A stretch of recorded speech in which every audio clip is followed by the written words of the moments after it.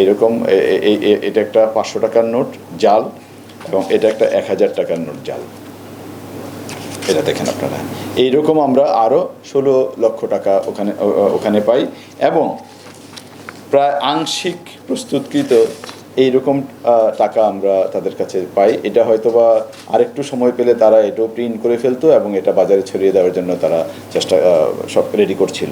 এটা আপনারা দেখতে পাচ্ছেন, একটা কাগজের মধ্যে তারা 4টা 1000 টাকার নোট তারা প্রিন্ট করতে পারে, এবং এরকমভাবেই তারা প্রস্তুত করছিল। তো আমরা ওখান থেকে এইরকম আরও 9,60,000 টাকা আমরা উদ্ধার করি, যেটা এইরকম। আর ফিনিশড একবার মানে সম্পূর্ণ প্রস্তুতকৃত আমরা 1000 টাকা এবং 500 টাকা মিলে পাই আরও 16 লক্ষ টাকা, আর 16 লক্ষ, এবং এটা হলো 9,60,000 টাকা। এটা হলো আমাদের টাকা। আর আমরা ওখান থেকে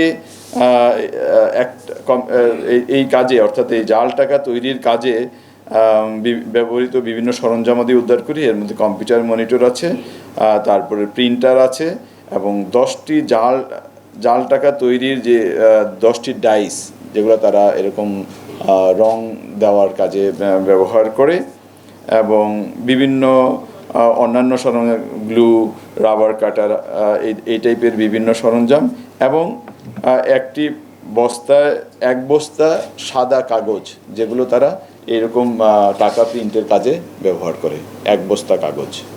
তো এটা হলো আমাদের উদ্ধারের পরিমাণ। এবং আমরা যে 3জনকে, সুমন গাজী, আমি হানিফ গাজী, তার বয়স 54 বছর, তার বাড়ি বরগুনা জেলায়, এবং সুমন 38, তার বাড়ি মাদারীপুর জেলায়, এবং আরেকজন ভদ্রমহিলা, ওনার নাম সুলতানা, ওনার বাড়ি বরিশাল জেলায়। এবং আমরা যেটা লক্ষণীয় এখানে যে বিষয়টা, এই 3জনই অভ্যাসগতভাবে এরকম জাল টাকা প্রস্তুতকারী।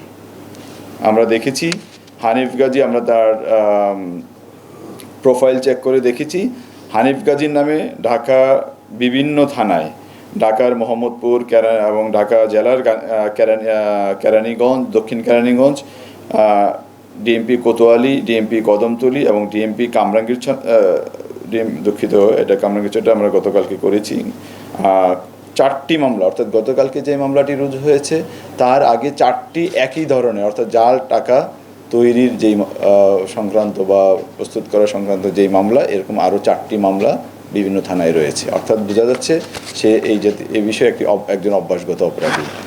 এবং যে সুমন আছে, সুমনের বিরুদ্ধে এরকম এর আগেও কামরাঙ্গীরচর থানায় একটি মামলা, একই ধরনের একটি মামলা, স্পেশাল পাওয়ার একটি মামলা তার নামে রয়েছে, এবং সুলতানা, তার নামেও এর আগে আরও 5টি মামলা রয়েছে বিভিন্ন থানায়।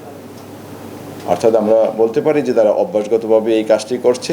এবং ইতিমধ্যে আমাদের এই ঘটনায় কামরাঙ্গীরচর থানায় একটি মামলা রুজু হয়েছে, এবং তাদের সাথে আরও কেউ জড়িত আছে কিনা এই বিষয়ে বিস্তারিত জানার জন্য আমরা তাদেরকে হেফাজতে এনে জিজ্ঞাসাবাদ করার প্রস্তুতি নিচ্ছি।